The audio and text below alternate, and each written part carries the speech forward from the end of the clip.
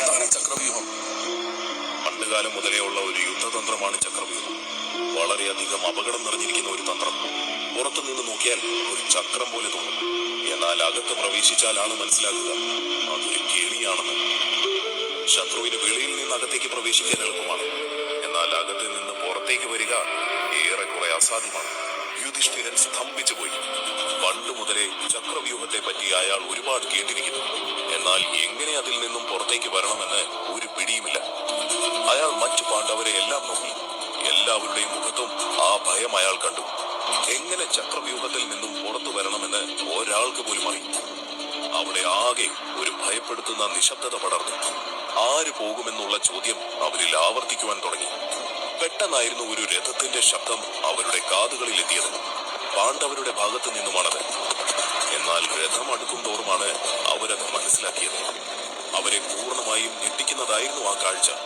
പാണ്ഡവരിൽ എല്ലാവരിലും ആ കാഴ്ച ഭയം നിറച്ചു. എന്തിനേറെ പറയുന്നു, കൗരവർ പോലും ആ കാഴ്ച കണ്ടു ഞെട്ടി.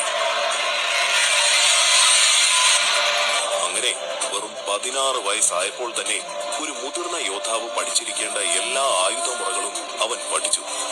എന്നാൽ ഗുരുകുലം വിടാൻ നേരം അവൻ കൃഷ്ണനോട് ഒരു ചോദ്യം ചോദിച്ചു. ചോദിക്കാൻ പാടുണ്ടോ എന്ന് എനിക്കറിയില്ല. എനിക്ക് ചക്രവ്യൂഹത്തെ പറ്റി പഠിപ്പിച്ചു തരുമോ? അഭിമന്യു ചെയ്തത് എടുത്തുചാട്ടമാണോ എന്ന ചിന്ത യുധിഷ്ഠിരനിൽ വന്നു. അവന് വെറും 16 വയസ്സിന്റെ പ്രായവും ബുദ്ധിയുമല്ലേ ഉള്ളൂ. എന്തുകൊണ്ടത് ഞാൻ ആലോചിച്ചില്ല? അഭിമന്യു ചക്രവ്യൂഹത്തിനകത്ത് കയറി. ചക്രവ്യൂഹം ഉടൻ തന്നെ അടച്ചു. ആ 4 വശത്തു നിന്നുമുള്ള ആക്രമണം ഒരു അനുഗ്രഹമായിരുന്നു. കൈകൾ മാത്രം ചലിപ്പിച്ച് കേവലം കാൽവയ്പ് മാറ്റിക്കൊണ്ട് അയാൾ 4 ദിശകളിലുമുള്ള ശത്രുക്കളോട് ഒരേ സമയം പോരാടി. അയാൾ കൊല്ലുന്ന ആളുകളുടെ എണ്ണം നിമിഷം തോറും കൂടുവാൻ ആരംഭിച്ചു. പതിയെ പതിയെ ചക്രവ്യൂഹം രക്തത്തിൽ കുളിക്കുവാൻ തുടങ്ങി.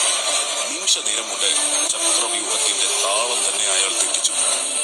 അതിശക്തരായ യോദ്ധാക്കളെ വരെ അഭിമന്യു കൊന്നുകൊണ്ടിരുന്നു. ശേഷം എല്ലാവരും കൂട്ടമായി അയാളെ ആക്രമിക്കുവാൻ ആരംഭിച്ചു. നിരവധി അമ്പുകൾ ആ 16 വയസ്സുകാരന്റെ ശരീരത്തിൽ ആഞ്ഞു കയറി. പെട്ടെന്നായിരുന്നു ആ ശബ്ദം അവരെ ഞെട്ടിച്ചത്. എന്നാൽ ശബ്ദത്തേക്കാൾ ഉപരി ആ കാഴ്ച